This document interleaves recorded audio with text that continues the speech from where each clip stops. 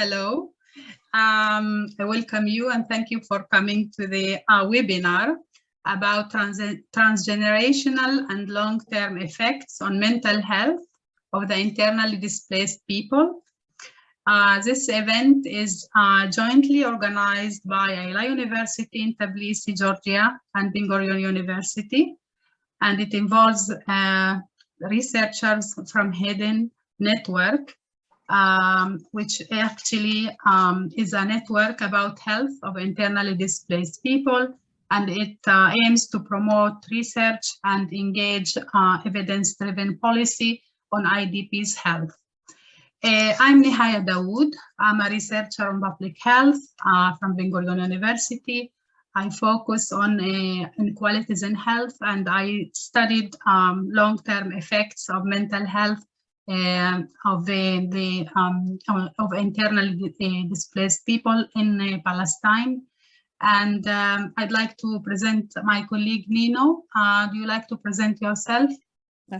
Hello, colleagues. Hello, friends. So nice to see so many faces and to see that there is the interest on this important theme. We are grateful to the network that connected a lot of us, and today is the one of the series of the webinars, as my dear friend Nihaya told you, and we are happy to present distinguished speakers to you. But before that, I would like to introduce myself. I'm Nino Machashvili, hard to pronounce. I'm Georgian psychiatrist, background is in psychiatry, and I'm a public mental health specialist working at Ilia University and having a lot of years actually of field work with internally displaced persons in Georgia, in Ukraine, but also refugees and trauma survivors. So I'm happy to co-chair this webinar. Thank you, Nihaya. Thank you, Nino. So before we start, I'd like to ask everyone please to mute your microphones while we have the presentations of the speakers. Also, if you have any questions, please use the chat. So at the beginning, we will have of this webinar, we will have 3 speakers. We will present them each, and then we will have also time for the discussion. Please, Nino, if you like to present, but I have also a small introduction about the webinar, and then maybe we can start with the presentations. So we know actually that there are very few studies about long-term effects of transgenerational effects actually on mental health of internally displaced people and also on their families. So the current actually webinar is going to shed light on processes and transmissions and also mechanisms of the trauma versus resilience within IDP families and communities in countries that are affected by conflict.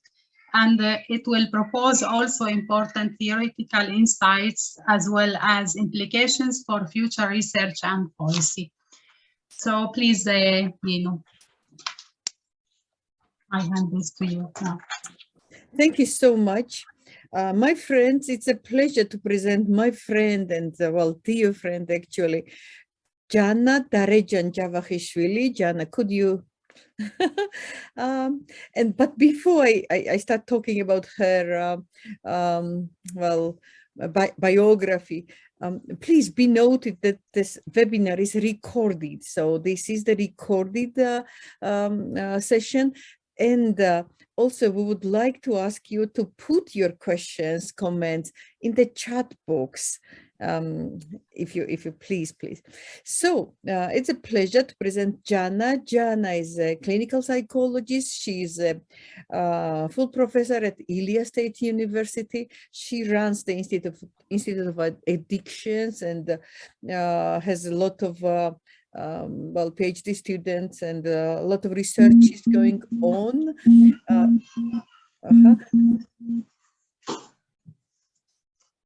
Oh, somehow I got muted. So sorry.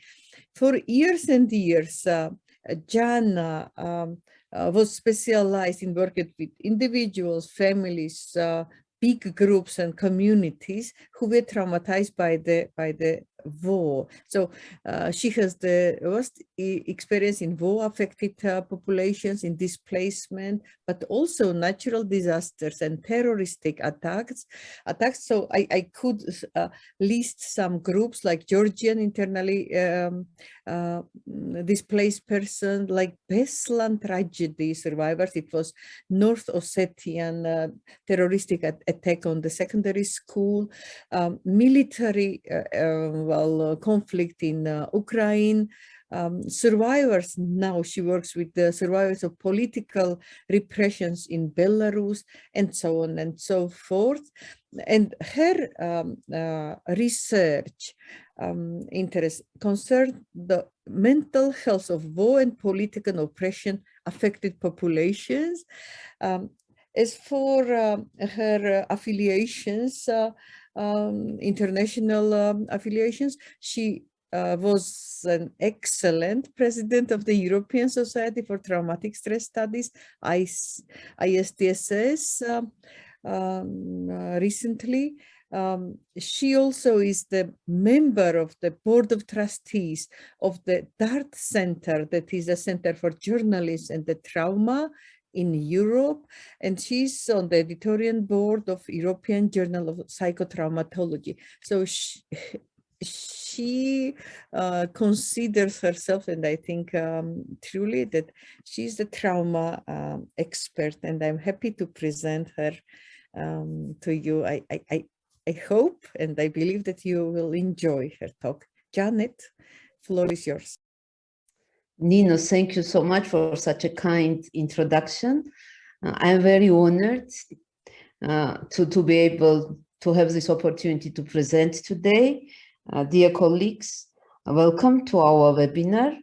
I will try to do my best to share experiences which we accumulated so far in Georgia from our work with internally displaced population. Actually, today it's quite a difficult day for me even to present because of war which started in Ukraine by Russia, because today we are speaking about trauma, about intergenerational effects of trauma, and of course war started by Russia and military attack from the side of Russia provokes my personal trauma, my family trauma, my country trauma. So that's not easy day for me. Actually, I've decided to start my presentation with this 101-year-old photo. That's the French boat Ernst Renan in the Georgian Black Sea side city Batumi, which was trying to evacuate people who were trying to flee the country because of invasion from the side of the Russian Empire in 1921, February of 1921. So after 101 years, actually today, Ukraine is invaded. So I was thinking today, that's the ship where my grandfather was going to be to survive actually Russian invasion. But my grandmother, Greek lady Tamara Trogonopoulos, she refused to leave the country. She refused even to internally displace when my grandfather was asking her to leave the capital city of Georgia, Tbilisi. And actually after that, for 8 years, my grandfather was in Siberia, in archipelago Gulag, as a political prisoner, as he did not flee the country, they did not flee the capital city. He survived, but died young because of illnesses, which he actually, he had due to being there in very harsh conditions. So that's personal story, but also somehow my country story. I'm going to give you some background information in my presentation. I'm going to conclude or to share some lessons learned from our work with the internally displaced people in Georgia. I am going to speak a bit about social determinants of IDP mental health. I am going to speak a bit about resilience strategies in brief, because time is limited, of course, for each of us presentation. And I'm going to bring to your attention some evidence which we have in Georgia due to some studies conducted. Just to have some background information, we are seaside country, black seaside country with 3.7 million of population, LIMIC, post-totalitarian. In 90s, we regained independence after 70 years of being under Soviet regime, and after more than 100 years being under Russian Empire. The wave of armed conflict started as soon as we became independent. Two very important regions of Georgia, here, Abkhazia, Black Sea side, and here, Tsin Valley region, which is called now South Ossetia, are cut off from the country, and Russian military troops are occupying these two regions. And actually, these military conflicts culminated with war with Russia in 2008, followed by so-called scrolling occupation, which means that time to time, that's just photo, Russian military forces are moving iron fence deeper and deeper in our country. And for example, this headline says, creeping occupation, Russia advances 10 hectares into Georgian territory. And that so-called hybrid war, which is ongoing and which is actually regularly moving so-called border now. In a result, we are having 6% of our country population are internally displaced. So huge internally displaced population we have. And even it is not only from past years, because every year, due to scrolling occupation, some families are losing their houses, and all of a sudden they are finding themselves, actually, in a status of IDPs, because they have to move to the Georgian side after the iron fences actually moved deeper. And this picture catches funeral of one Georgian elderly person. Usually elderly try to stay there even under Russian occupation. And one of such elderly persons died, and from Georgian side, people were coming to the iron fence and bringing flowers. So that's our day-to-day reality. And but also nowadays, Russian hybrid war, it's on its rise. It has many tracks. One of the tracks is exactly the scrolling occupation and adding IDPs to our already big numbers of IDPs. Another thing which is going on, for example, supporting formation of ultranationalistic groups, funding them and trying to damage societal fabric. So situation is pretty harsh in our region in general, post-Soviet region, and also in our country. Because that's a permanent crisis, actually.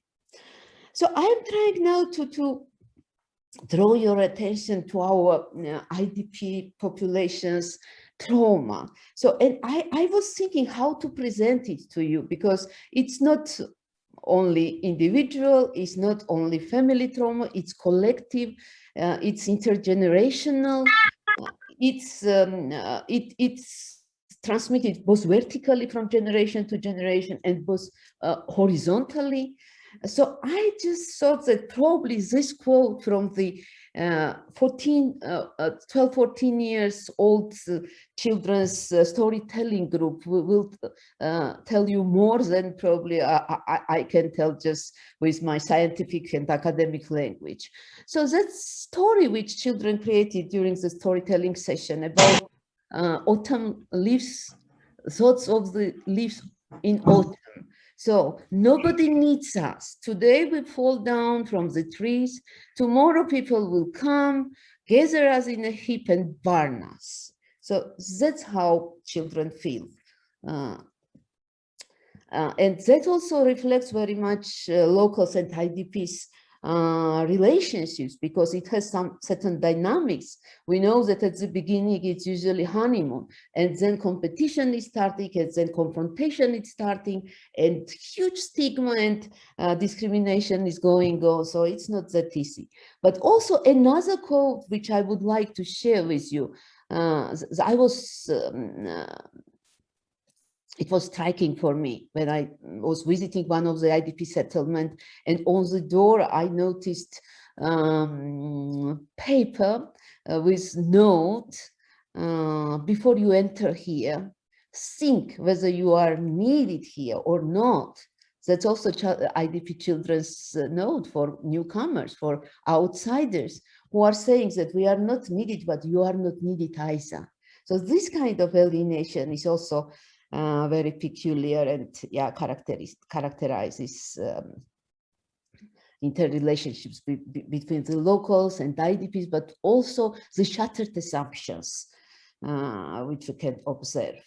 So very interesting is, again, I will not actually burden you with academic languages, just quote newly emerging folklore of IDPs. So that's children very actually happy who were born actually already in exile, and they did not go through these traumatizing experiences of displacement or struggle for survival. They are just living in the IDP settlements, but with very, you know, joyful faces. Once we were again very much impressed when we heard this song, which they were singing with very optimistic actually tone, but the song is, we are refugees, everybody must know this. We arrived from Abkhazia, we were suffering, we were oppressed, we found refuge here in Kutaisi city. So that's something which they actually inherited. That's about vertical transmission of trauma, because they are born in exile. But before then, actually, we were working with the horizontal transmission of trauma in between of children, because for example, we observed so-called traumatic game among IDP children in particular community, where IDP children were playing with locals, and the play, traumatic play, was actually about burial ceremony. So IDPs came to our part of the conflict divide from very difficult mountain road. Many people were dying there. That's collective funerals there on the road. And children who were witnessing death of the family members and were hearing, speaking of their parents, adults, that reburial will happen when we will come back to our homeland. We will bury them again. In a better way. So these children were actually killing small birds or frogs or mice, and the burial ceremony was performed with all this tragic crying, etc., etc. And children who were not actually witnessing these grave things were also engaged in this horror mood, horror type of place, traumatic place, and also developed traumatic symptoms. So what about social determinants of IDP mental health? So that's urban living environments, that's rural living environment, where small houses are built just artificially, not like around one place, but like in military, you know, like lines. And oops, here again, yeah, urban, rural, very depressive. So that's socioeconomic and political context is poverty, which is, yeah, serious determinant for mental health. And governmental policies, which for 20 years, even more, was like suitcase, sitting on suitcases policies. Government was saying that you will return tomorrow, probably day after tomorrow. And people did not integrate because they were sitting on their suitcases and waiting for return, but it never happened. At least, yeah, during my lifetime. So collective, at meso level, we can see collective traumatic experience and stigma and discrimination which they face. Even IDP, internally displaced person, was not used in Georgia, and it was used refugee because locals were trying to stress that they are outsiders, they are strangers. Yeah. I will not go. Kana, so sorry, 5 minutes there. Yeah. Thank you, Nina. Yeah. So I will not go to micro level because, yeah, I will speak about resilience briefly. Of course, even in this ugly environment, people are trying their best to actually adjust to adapt the environment, and they are protesting.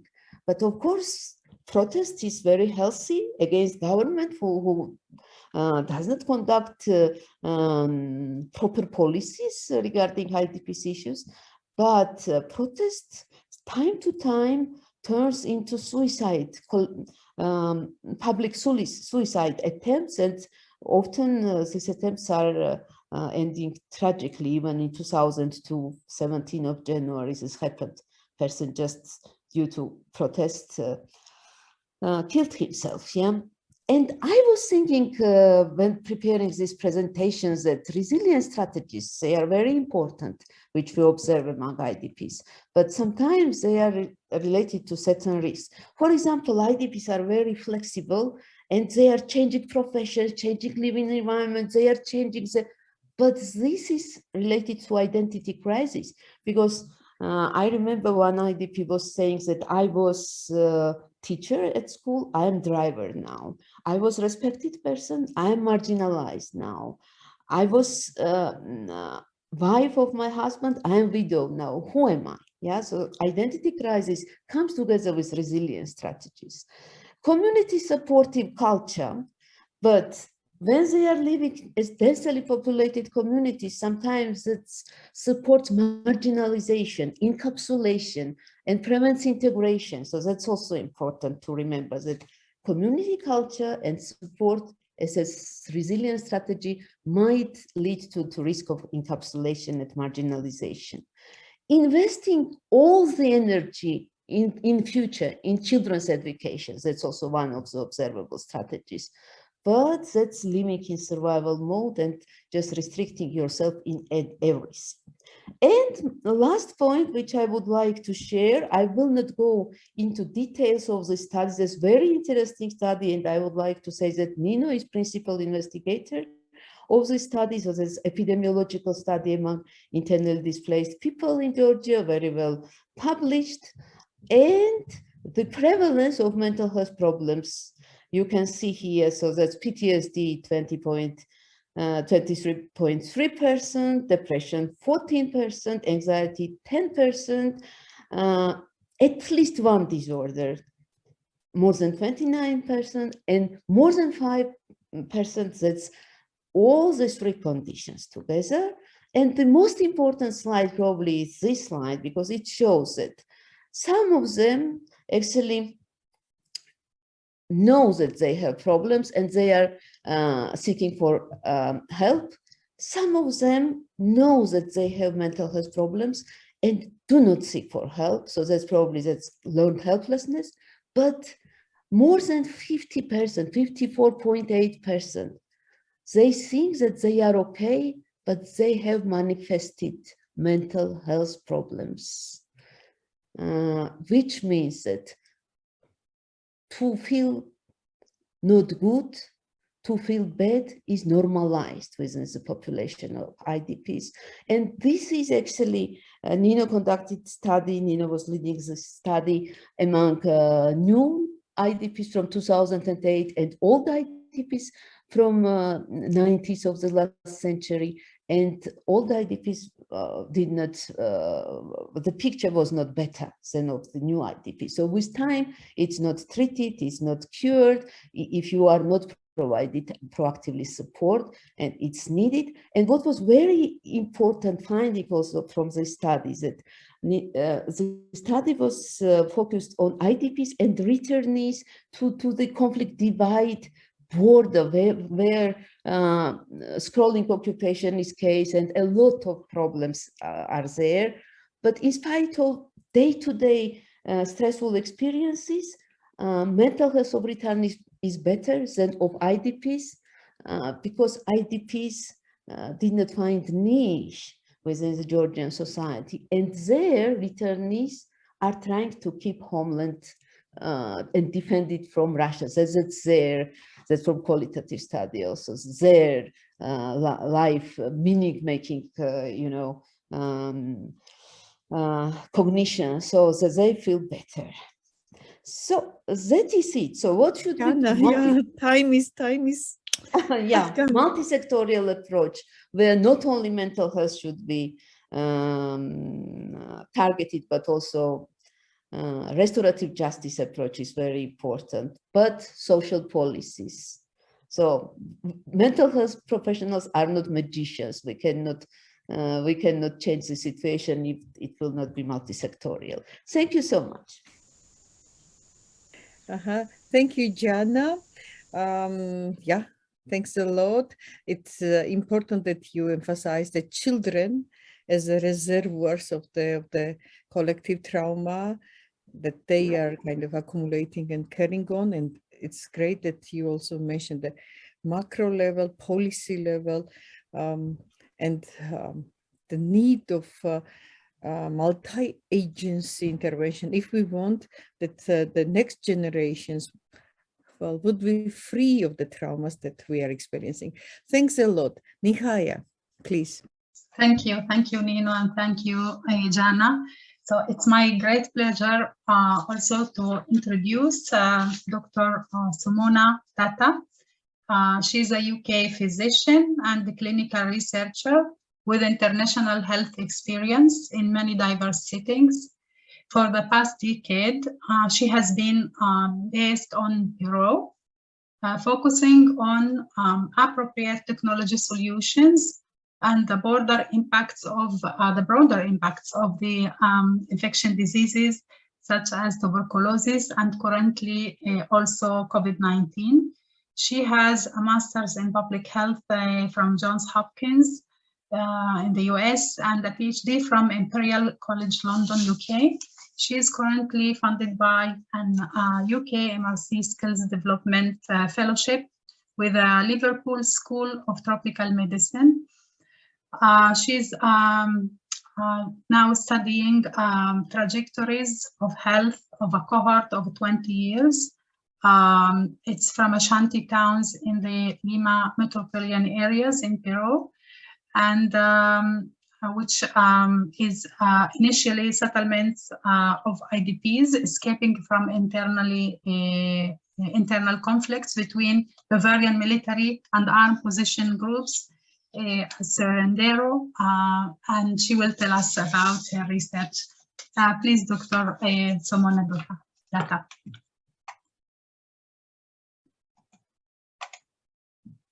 The floor is yours.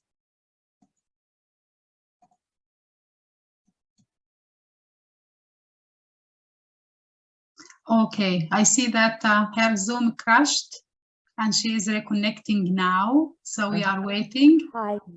Hi, hello. Hello, sorry, I don't know, somehow Zoom No worry. at the worst time possible. Just going to share the screen.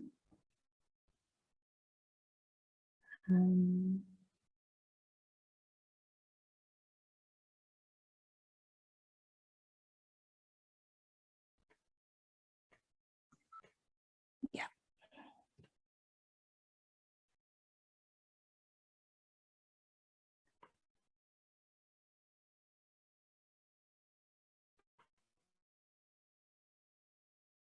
Okay, can everyone see my screen? Yes, We yes. see. Is that working? Can people see my screen? Yes, we see. You hear us? Brilliant. Okay, so You need just I'm give a full screen Sumona, mode. and I'd just firstly like to thank, yeah, I can hear you. Sumona, I think we don't hear you well now.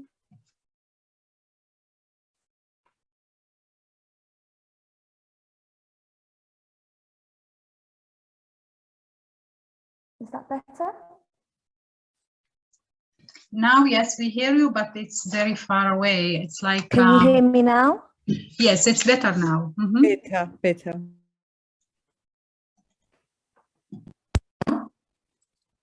Is that better? Louder, hopefully that will be better. In my slides, does that work? Not now, not now. Can you share your slides again? Yeah. Mhm.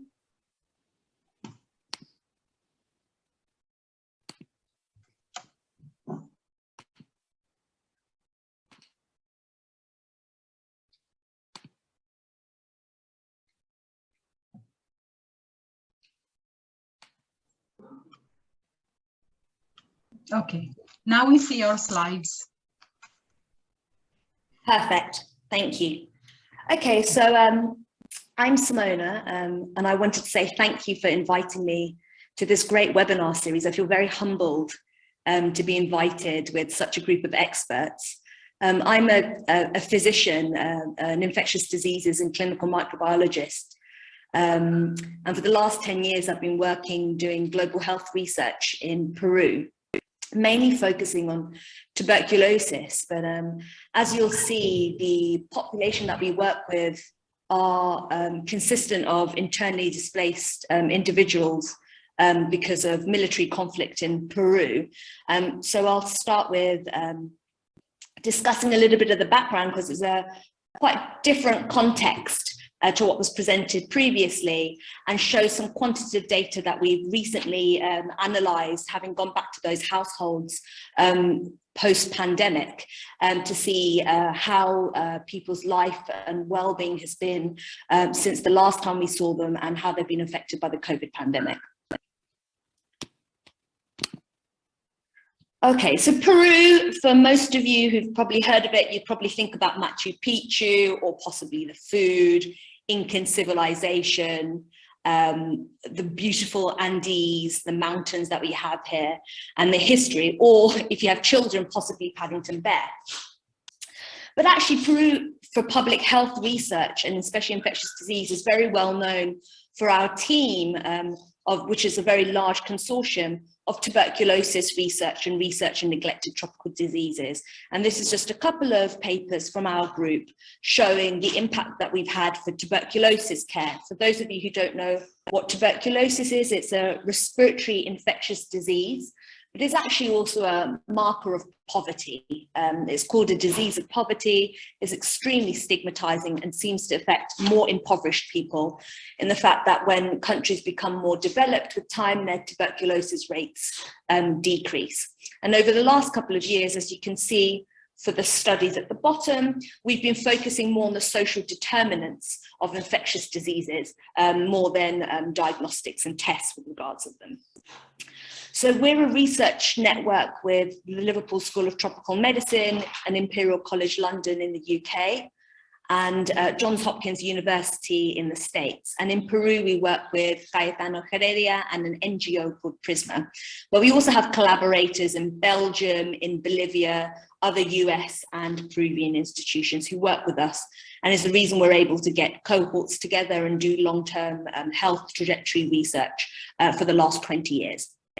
Okay, so as I've explained, Peru is in Latin America. It's on the Pacific Ocean, as you can see on the maps. And the major city, or the capital, is Lima. So it's a country of 32 million people, of which estimates are between 7 to 8 million people live in the capital or in the Lima metropolitan region. Most of the rest of the country is either mountainous or part of the Amazon jungle, so very rural. And since the 60s, really, there's been quite a lot of internal migration from the mountain regions over to the coast, and especially to Lima, because of economic availability and jobs. So if you can look on the table on the left, which I took from the report that was done by the Work Association in Peru in 2007, see that 31% of people that live in Lima and Callao, which is the state that we work in, which is contiguous with Lima, the capital, are considered as a migrant population. And most of this is internal migration. Very few external migrants used to come to Peru. That's changed in the last 3 to 4 years with the Venezuelan migration that's happening. But the majority of these migrants were internal. And as it says in the legend for the table, most of the people coming into the Lima Callao region was from the coast and the jungle. And that was originally because of a shift from rural to urban areas for economic reasons during the 50s. And there was also quite a lot of migration into the jungle, and that was also because there was a lot more production sector that was happening in industry happening in the jungle at that time. But as you can see on the map on the top here with the yellow and the orange marks, during the 1980s and 90s, and a little bit coming into the 2000s, there was quite profound military conflict against military combatants who were part of the Marxism-Leninist and Maoist insurgency. And predominantly these were military groups that came out in the mountainous regions, most affected by a region called Ayacucho. And during the 80s and 90s, there was huge amounts of military conflict with the government taking over, sending death squads to the area, with a lot of brutality and conflict and violence in the area. So a lot of migration between the 80s and 90s into our study site in Ventanilla, Callao, because of predominantly escaping violence, but also for a better future for their children and for a better economic situation. So this is the area that we work in. It's called Ventanilla. It's in the state of Callao. And as you can see, these were informal settlements when people were moving in. So it's a very coastal desert, very dusty, a lot of environmental contamination with these informal, quite precarious housing situations that people would move into. These informal settlements have started pre-military conflict, so they started in the 60s, but with a mass expansion, as I said, between the 80s and the 90s.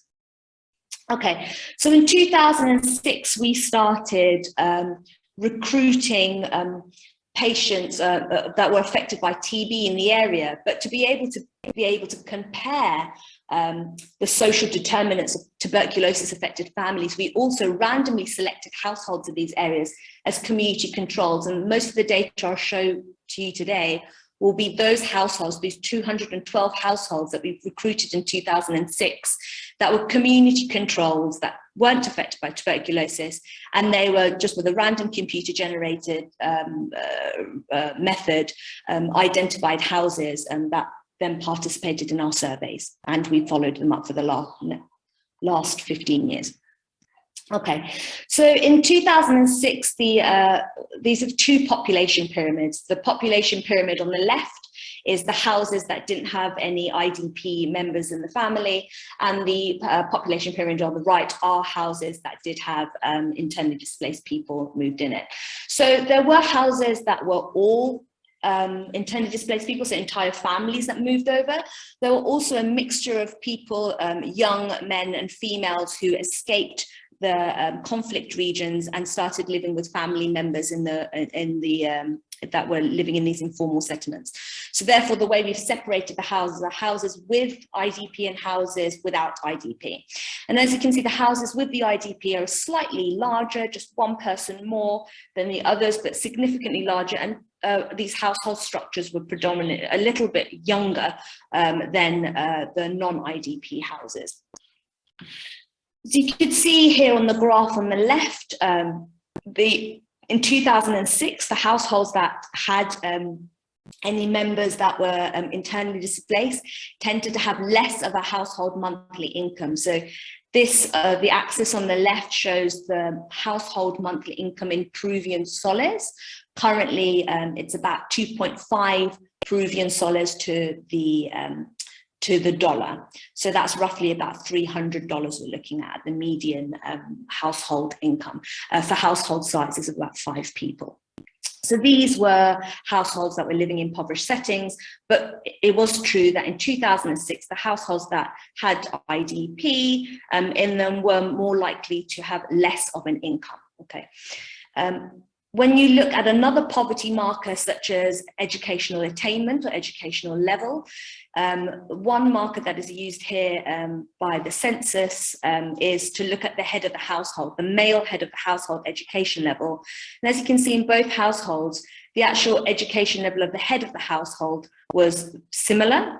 However, if you looked at it from an individual perspective, those who had moved over from the mountain or the conflict regions had less educational attainment than those who weren't internally displaced people, those who were living in the city or living in these informal settlements prior to displacement, prior to the conflict, sorry. Okay, so then if we look at the data that we collected from social capital data using a well-known questionnaire from the World Bank, and also using the Beck Depression Score to identify clinical depression, how people who were IDPs reported that they felt less emotional support. So they had less groups that they were part of, or they originally had less friendships or friends in the area that provided them what they considered as emotional support. However, when we asked them whether they had groups or churches or friends or family that would provide them material support, the IDP population reported a similar amounts of material support as their non-IDP neighbours. And similarly, if we look at clinical depression, actually the IDP population didn't have higher rates of clinical depression using the Beck score. For all of its limitations, was, if anything, trended to be a little bit less depressed than their non-IDP neighbours. Okay, and that may be related to the fact that the IDP population in this area reported less drug use, had less active domestic violence in their home, and actually perceived the communities that they moved into to be safer than what they had left behind. And the households or populations that were... Sorry, Sumona, you have 5 minutes now. Okay. Okay, so then I'll just skip through these TB. So as I said, these TB affected households, one would think if TB is a disease of poverty, then perhaps people who are affected by TB would be more likely to be the IDP, because in 2006 there was more poverty in the new IDP population. And what we found, there was no real difference in the proportions of tuberculosis in IDP versus non-IDP. And similarly, as we followed up all these people over time, about 1,200 people, there was no difference of the people who developed tuberculosis over time if you separated the groups as IDP and non-IDP. So therefore, living in these communities put you at high risk of tuberculosis. These are high prevalence zones of diseases of poverty, but actually the disease of poverty were of similar prevalence between the IDP and non-IDP group over time. We then went back to these households in 2021. And as you can see in the picture on the bottom, these areas have become more developed with better roads and better infrastructure and telephone masts and better connected to the center, and just an increase in development in these areas, and actually an increase in community action and union. And we went and asked them about their well-being, and this is a known WHO score. As you can see, it asks about health in general, about mental health, asks about satisfaction with personal relationships, and about money. So really trying to capture the WHO concept of health, which is the complete well-being, social, mental, and physical well-being, and not just the absence of disease.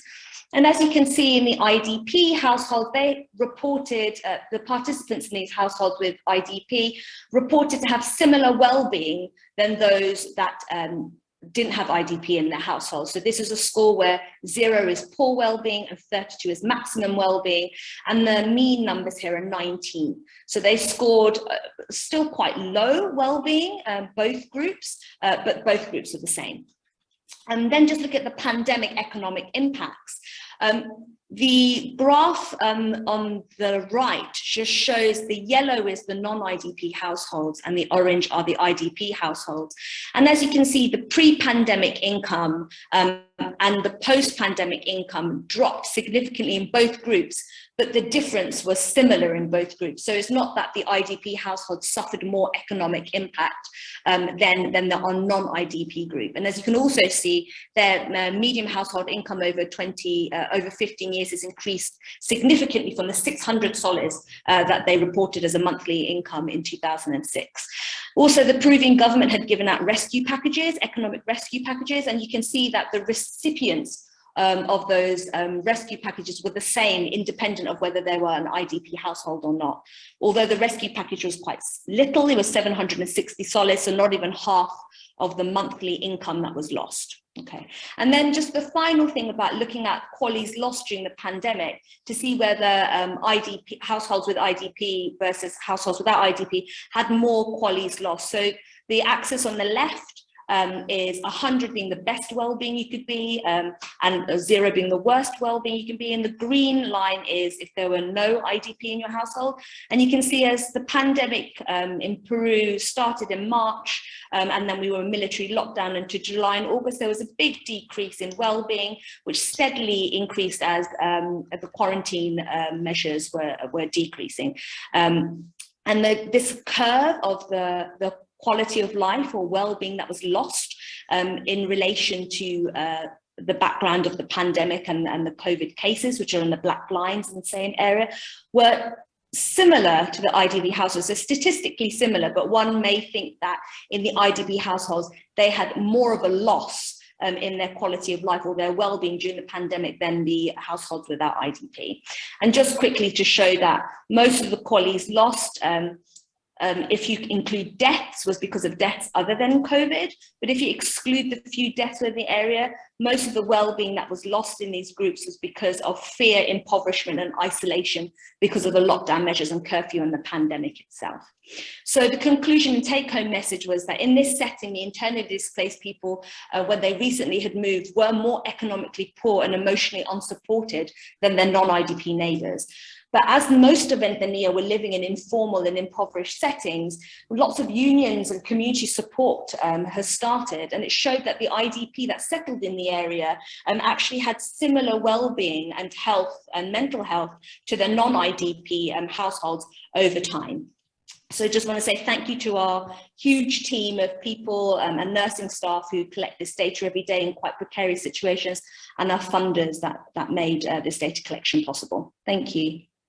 Thank you very much, Dr. Sumona, for the interesting presentation. I think if you have questions, then please keep it to the discussion, that we will have it after the next presentation. I pass this to Nino now. Thank you. Thank you, my dear. Now I have a pleasure to present, sorry.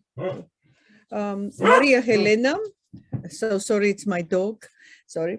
So Maria is a psychologist from the Pontificia Universidad Javeriana. Sorry, it's very Spanish.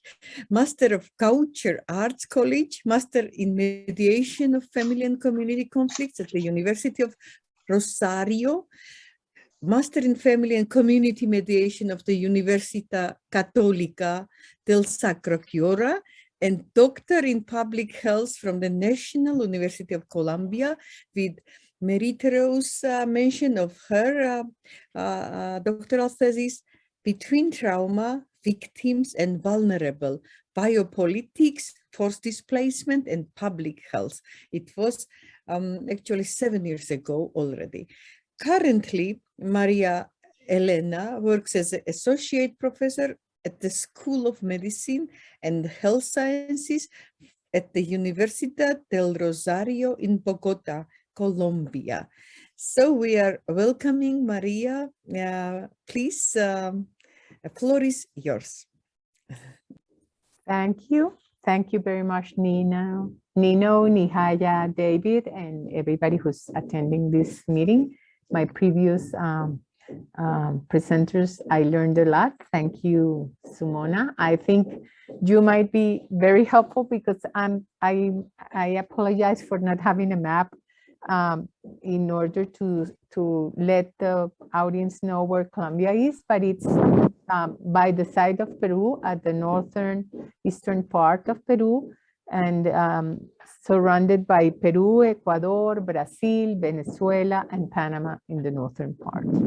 I would like, because time is brief, so I would like to center on maybe what I can share with the group in what I have found in relation to what we were invited us to think as intergenerational trauma in this IDP webinar. Can we go next, please? So I would like to comment on these 4 issues. First, to think of the trauma and maybe understand it from more an ethnographic experience rather than the theoretical approaches or explanations that we have. I found a nuance and a novelty, which has been a very interesting issue in Colombia and has caused a lot of discrepancies and differences between the ways between the ways we interpret our role as health professionals and in terms of the needs of the persons. There's a big movement since 1995, later has had a lot of impact in public policy, especially health public policy and mental health public policy, trying to set the question about is trauma derived from forced migration, conflict, armed conflict, or war-related issues a sickness or a disorder, or is it a different condition and has to be accessed and understood as a different condition? And because of this, I don't know if the presentation I sent has the last image, but I have some authors that have been working that I can suggest if we're thinking about like a permanent group study or something to understand this. And it's all this idea of suffering derived from social conditions. I think first in the first presentation, Dr. Jana mentioned something about this trauma, historical, cultural, and social trauma. And it actually forces us to think of it in a different way, even from the idea of social determinants of health, and rather maybe think of social conditions of everyday life. And this is kind of the big question and issue between different health professionals, psychiatrists, psychologists, social workers, and others. And next, please. Thank you. Can I have the next? Okay. So when we think about the effects of forced displacement, we have seen special issues that are related statistically and ethnographically and with other more qualitative studies that have an impact, specific impact on family bonds, on the sense of belonging and identity, and especially in the specifically idea of generation, which is in like the familiar dimension. We have a very interesting issue in relation to the authority figures, or the idea of authority within the generation transmission. These persons that have to meet are displaced or have to travel by forced ideas, lack of authority towards their offsprings, and their offsprings do not recognize them as authority figures.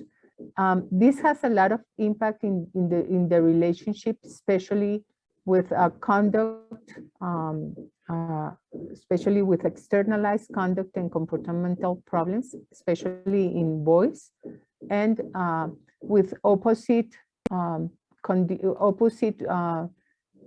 lot of like opposition in the girls, but also some of the girls are depressed, especially women, young women, because they react towards the kind of like authoritarianism that parents adopt in order to feel kind of like sense and secure to occupy their place as fathers and as parenting figures. Next, please. Next, please. So when, as I said before, when we're thinking about trauma versus traumatic history, conditions, cultural situations, we have a lot of diversity of criteria. We do not think of it as individual causes or cases. We have been thinking about it as contextual, cultural, and historical conditions. And this places a different lens, or it makes a different zoom than what I try to contrast with the image. It's not a problem of an individual or the way that individual feels, or if this person suffers of diseases or sicknesses, but it's rather a family cultural situation that we have to understand through these lenses. And we have been trying to think, although very, very, very initially, very still poor, I would say, knowledge about the idea of thinking about it collectively. We do have a lot of a lack of understanding and knowledge about what is this about being collective, or experimenting or experiencing collective issues or conditions or situations. But the idea of thinking about it collectively has had a lot of impact in public policy, and especially in the mental health and health system. Next, please. Next, okay. This is what we usually see. Most of the displaced persons, families, either families or individuals, when they are individuals, or communities, are based in informal settlements. I'm sorry. These are in the marginal periphery, and they mostly have their income collecting garbage. We have a very deficient public system. We do not have recycle policies that are active. So people are having most of their income from selling cartoon, bottles, newspapers, and they have little carriages where they, with horses, travel through the city the day that the garbage is recollected, and they have some small industries where they sell these recycled products. For people I know, I saw there are people from Argentina here, and maybe Dr. Sumona speaks Spanish. This is the sense they have, and I would address it as a traumatic condition. They usually have to deal with everyday survival. That is the major task. And they say, where we lived, we were poor, very poor, but we had eggs, we had milk, we had fish, we had bananas, we had oranges. We didn't have to pay in order to be able to eat and to feed our children. And this, I would say, is the most traumatic condition of the displacement, because they have to start to deal with their everyday life tasks, thinking about monetary exchange. That is something that everybody mentions, especially with the anguish of not knowing how they can feed their children. And this is really one of the most traumatic, I would say, conditions, not necessarily expressed as a disease or a disorder, sometimes yes, sometimes no, but it's a collective important issue of everyday life in these persons. Next, please.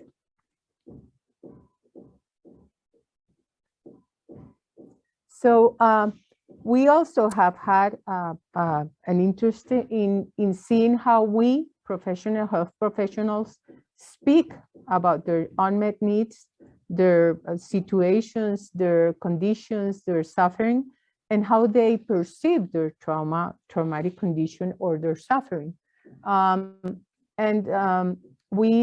This is the translation of what I just said before, but we have seen a very high gap, even discrepancy. Maybe we can go on to the next one, please, between how people perceive their health needs, their social health needs, their conditions, in being in the condition of being this next one, please, of being displaced, and the way we health professionals interpret their needs. Most of them refer to their perception as having no place. Before, can you put the one before? No, not this one. The next one, please.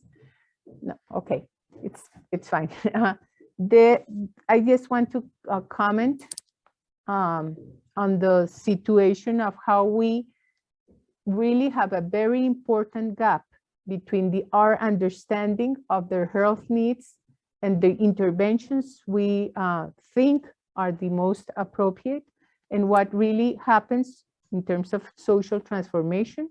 This is a housing.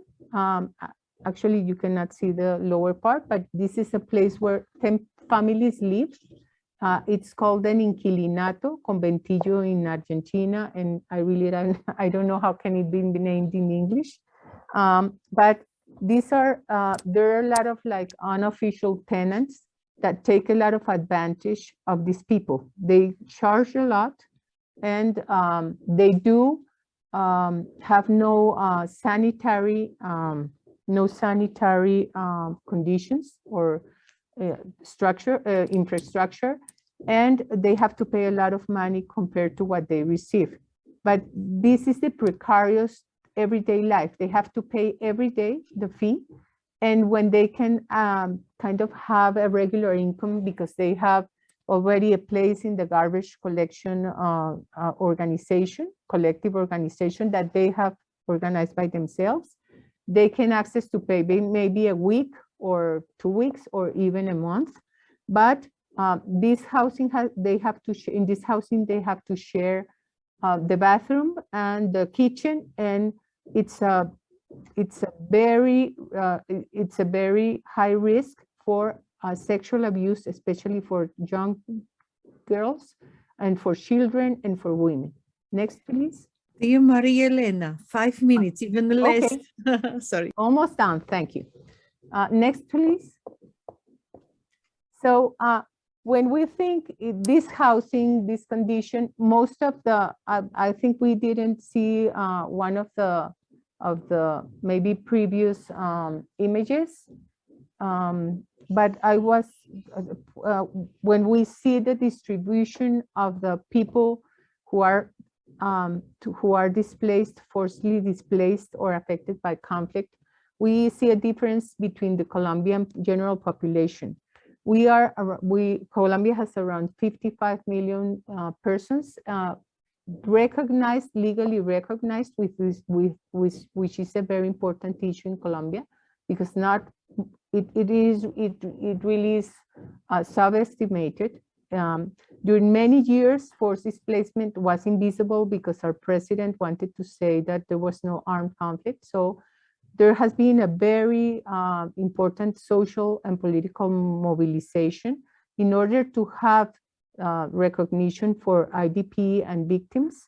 And during 2002 and 2010, there was the idea that there was no armed conflict in Colombia. It was ended by the Álvaro Uribe's government. So what we see is that this also has been one of the very multiple traumatic events.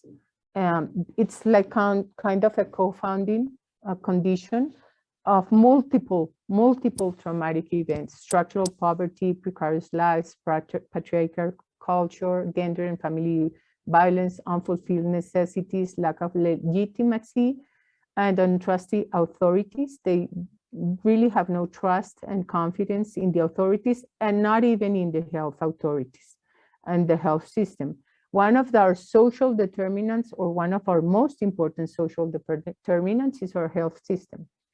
And what I said before, there's a high discrepancy between health professionals and the way we assess their needs and the way they perceive and understand their needs. We have had a lot of investment in, I don't know why, grief processes.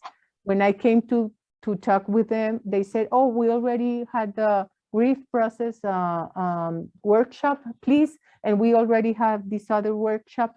And we have a lot of intervention, social and health interventions that really have not transformed or transformed very, very, in a very small way, their needs and the way they're living during 20 or more years.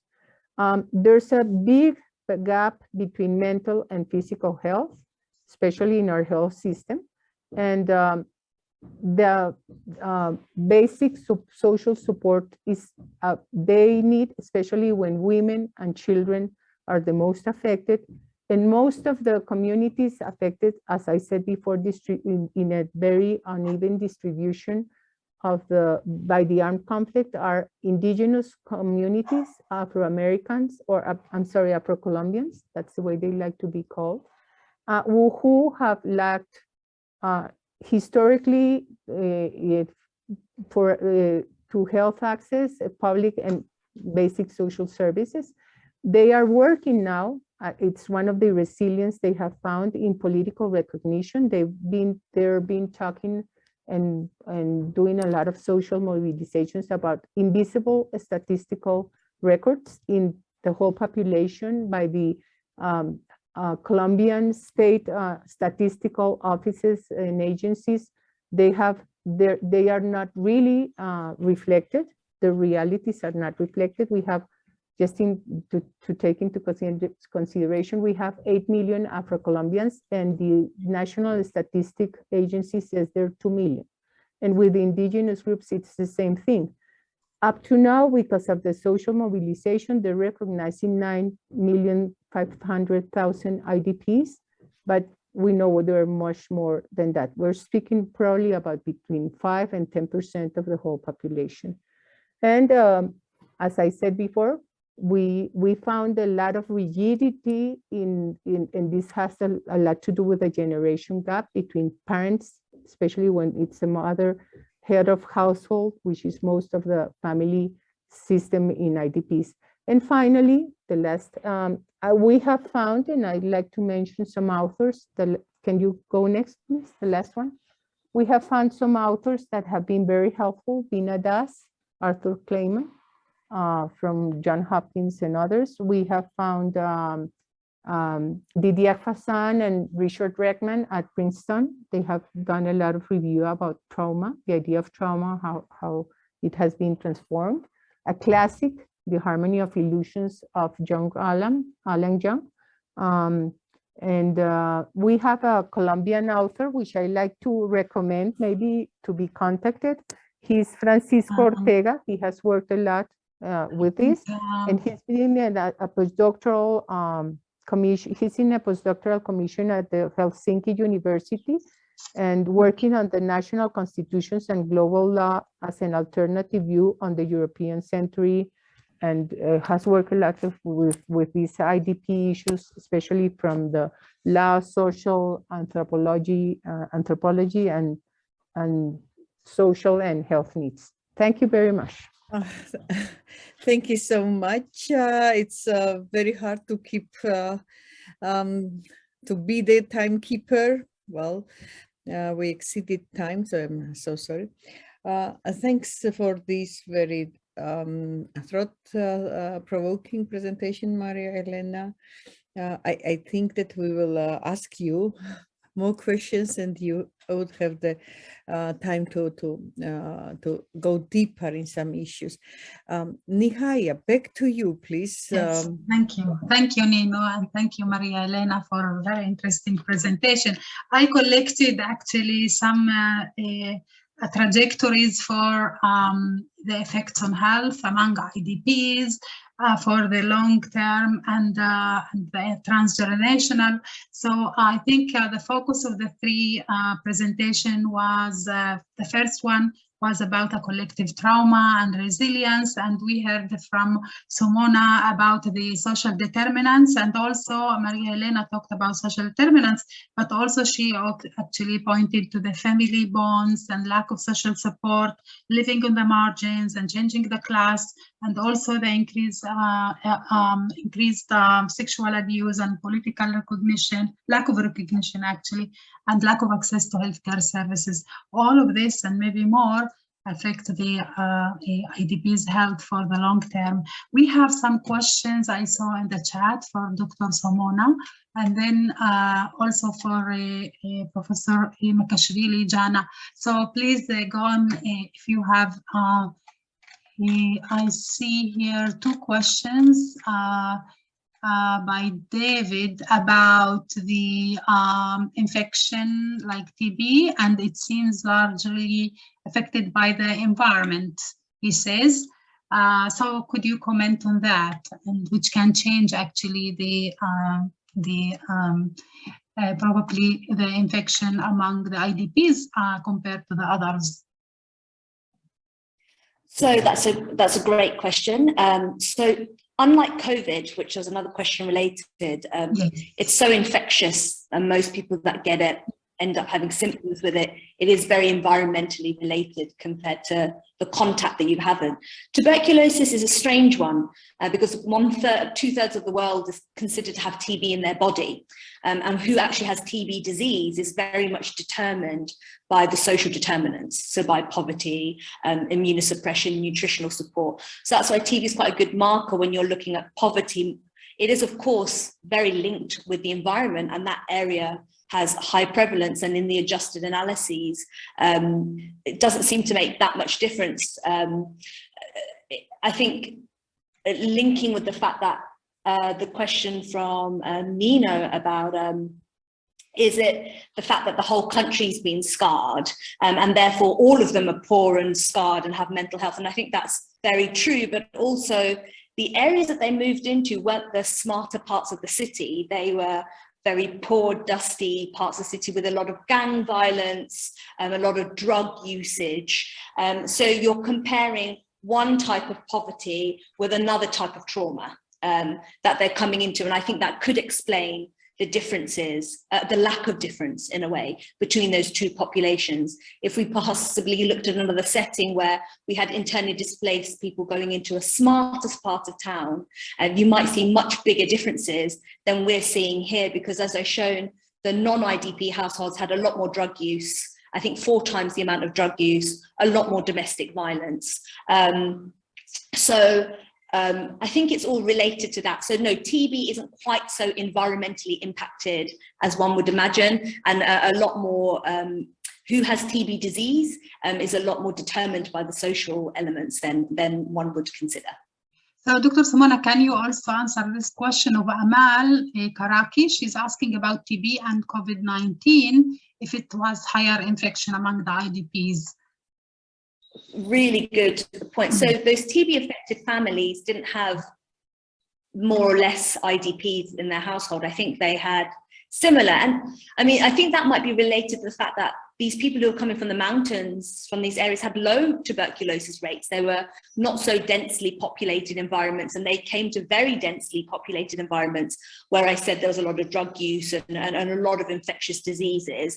So I think that difference between the TB is because these low prevalence, these IDP coming from low TB prevalence areas into high TB prevalence just showed that they had similar kind of nutritional status or kind of immunization status that made them have similar rates of TB. And similarly with the COVID, it was the same, but I think that's more related to the environment, which is linked with David's question, that COVID just spread like wildfire in all these areas. That actually was independent of your social determinants. I think when we look at the social determinants for COVID, it was more in populations than individuals, whereas for TB, it seems to be linked within households, but both seemed the same, but for very different reasons. I hope that answers the question. Oh, yeah, thank you. So there's the last question from Gina about the methods of measurement of depression among the IDPs. What measures you used? Was it self-reported? How education capacity was related to that, and also what level of severity of depression was evident? So if you can actually comment on that, please. Sure, of course. These are excellent questions. I don't know whether it's because I poorly presented it or because it's generated a lot of interest. But all the questions were not self-reported. So our nursing staff that I showed the picture of, they went to the households and they read it because of this high level of illiteracy, and especially medical literacy when you're talking about words and symptoms and abstract components like well-being and satisfaction. That was very much introduced and discussed with the nursing staff, with lots of pictures and non-verbal markers to be able to help participants answer the question. So that's how it was. So the educational level and link with depression does show that people in our data set, which is thousands of people, but mainly TB affected, which I didn't show, that people that have lower education attainment seem to have more symptoms of depression on the Beck score. So there is a link that it's not the fact that they don't understand it and so they're not answering it better. Actually, they score higher in the depression score when they have lower educational attainment, and they have lower satisfaction with their well-being also. And we've published that data. So I don't think there's a bias with regards to educational capacity and the data that we were able to collect. Now, is there a correlation with the DSM-5? We didn't look at the DSM-5, so if you, Gina, want to come work with us and have a look at that, please do email me. It'd be great to have a look. We did do a lot of others, markers like the SCL90 and the GAD7. There's lots of other questionnaires that we did. The level of severity I used for the Beck depression, more than 22. So that, if I remember rightly, that would be the kind of severe depression. And then were there any confounding clinical features, including physical illness? You spoke about TB in those subjects that were more, had higher, yes, there are a lot of confounding variables, and in the future analyses, because this is like hot off the press that I presented. I only stopped analysing it yesterday. So in the adjusted analyses and things, we will be looking at these confounding variables. Again, if you'd like to come work with me, that'd be great. And about other comorbid psychiatric disorders. We didn't, unfortunately, ask about PTSD specifically, but we do have screening for anxiety with the GAD7. And I've talked about substance abuse and the fact that the non-IDP population seem to have a lot more substance abuse, mainly because of the increasing gang culture and cocaine distribution that was happening in that area, because it's right by the coast. So they were becoming big importers and big game players during the 90s and 2000s. So that possibly offsets the difference that we see. Thank you, Dr. Tata. I think if you have other questions, Dr. Sumona, I think you can send her also by email. We have her email, and you can email her. I will actually pass the question to Professor Makashvili, Jana, about, I think Nino is asking about your reflection on identity formation in big groups, transmitting a lot of troublesome legacies and the next generation. So, yeah, please, if you can comment on this. Jana, we can't hear you, are muted. Sorry. Thanks a lot for this question, Nino.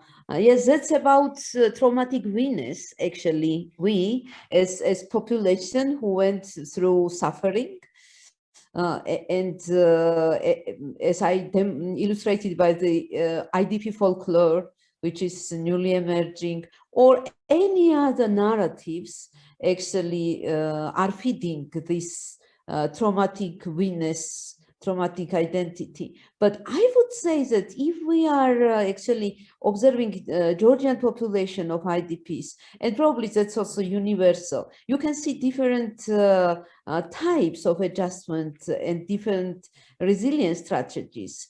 I would say that there are strategies which are purely based on this traumatic identity, and that's probably the most risky strategy for transmitting trauma from generation to generation. And also this strategy facilitates marginalization and encapsulation. But there are also IDPs who are assimilating. And they are just reluctant to say that they are from our lost regions. They are not stressing their IDP identity, never, even sometimes hiding. Probably that's due to self-stigma, and this facilitates assimilation. And of course, assimilation is not the best case scenario in our case, because that also indicates undigested trauma. And there is a third group, I would say, which is trying to integrate, and that's the most constructive strategy probably in these three, because those who are trying to integrate, they are maintaining their identity, being from Abkhazia or from Tskhin Valley region, and at the same time they feel themselves as locals, because they are abroad here, they are living here for already decades. And they are very successful because they are becoming ministers. We had Minister of Culture, for example. We are, yeah. So they are successful. So I would say that strategies differ, and this collective trauma, identity is not universal. Yeah, people differ, communities differ. Thank you so much for. Thank you very much. Thank you. A question to Dr. Maria Helena about the discrepancy between health professionals and others about grieving. And also there is another question about transgenerational trauma, if you have any findings about this. Okay, thank you very much for the questions. First, we searched for 150 articles, and we did a very, severe, very analytical, analytically based review of how health professionals and academic literature described the health needs and mental health needs and social needs of the IDPs, persons, families, and communities. And we did interviews, group discussions, and also we did ethnographic diary camps. And we often saw the gap permanently. The grief process was something described by the persons who were intervened, these persons, and they were kind of like saturated with these interventions from the professionals, social professionals, psychology professionals, and public health professionals even, without understanding what was the outcome or what was the benefit of attending these workshops. They actually meted us saying, we don't want to take any more workshops. We already took all the workshops that you have offered. And we said, well, we're not offering workshops, but that was a finding that was very interesting for us. And the last one about generational trauma, I can comment on the difference between community-oriented IDPs and just family-based IDP, especially when the woman is the head of the household. We really saw a very difference a very important difference statistically and qualitatively between the possibility of experiencing trauma when it was a family-based or single person-based family and the community-oriented family. I can just comment on the way we talked with it with indigenous communities, which we have a lot, displaced indigenous community, and they don't, they do not migrate alone, but they migrate as a community or as a collective group or as a culture or as a local, digamos, based, as a locally based identity. And they lived together. And when I ask about the children, which was the issue I was trying to understand the most, the mental health needs of early aged children. And they said, well, the problem of taking care of the children is a community problem. It's not the problem of just the mother or the father. And I think that's a very important issue to understand transgenerational trauma, because we often think and we often blame the victim, if I can say. We re-victimize these mothers that have a lot of scarce resources, personal, economical, and not even to be able to find the income is just a major issue, and they have to leave their children alone, and the social policy agents take the children out of them. We have had cases where we have to do some help, some agency to help them recover their children after they have lost everything. So I think that's a major concern. Yes. Thank you very much. We have 1 minute, and in this minute, I would like to thank you very much, the presenters. Thank you, Maria Helena, Jana, and Sumona for the very insightful and interesting presentations. I would like to thank also my colleague and friend Nino Makashvili for organizing this webinar. It was a great pleasure for me to do this with you.